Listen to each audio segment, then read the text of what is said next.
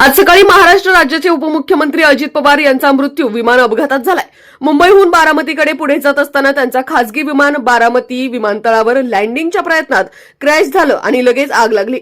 विमानात अजित पवार यांच्यासह एकूण 5 ते 6 लोक होते, ज्यात पायलट, सहकारी कर्मचारी आणि सुरक्षा कर्मचारी होते।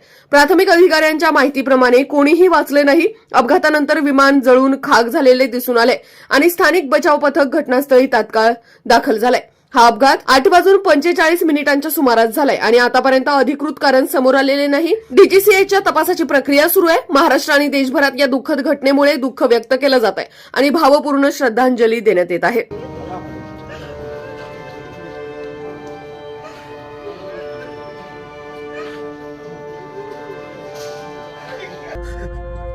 वडील गेल्यानंतर कधी माझ्यासारख्याला वडील नाही त्याची जाणीव नाही होती।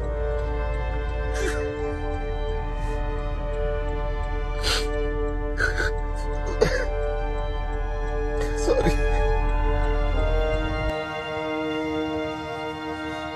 सकाळी आज दादांची दुःखद घटना मला कळाली। महाराष्ट्रातला एक खरा बोलणारा नेता आज आपल्यातून निघून गेले।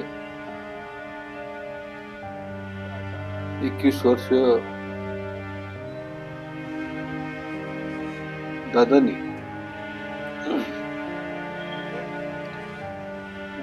माझ्यावरती व माझ्या मतदारसंघातल्या जनतेवरती प्रचंड प्रेम दादांनी केलं होतं। मला घडवलं दादांनी। या जिंतूरची ओळख संपूर्ण महाराष्ट्रामध्ये दादांमुळे या ठिकाणी आणि हे आघात फक्त दादांच्याच कुटुंबावर नसून माझ्या मतदारसंघातल्या प्रत्येक नागरिकातल्या कुटुंबावर हे आघात झाला आहे।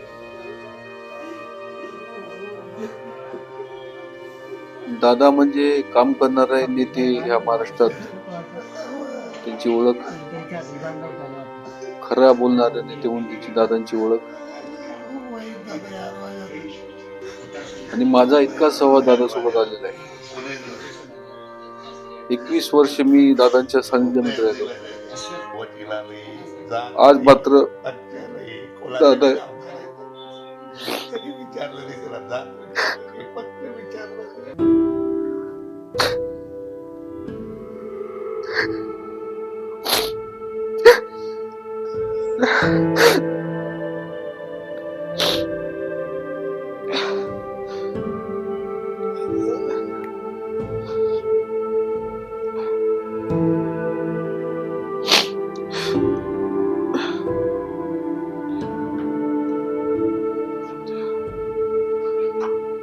दादा आमच्यातून आज निघून गेले।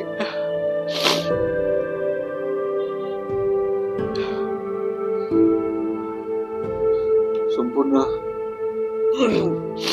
मतदारसंघ माझा शोकाकुल झालाय।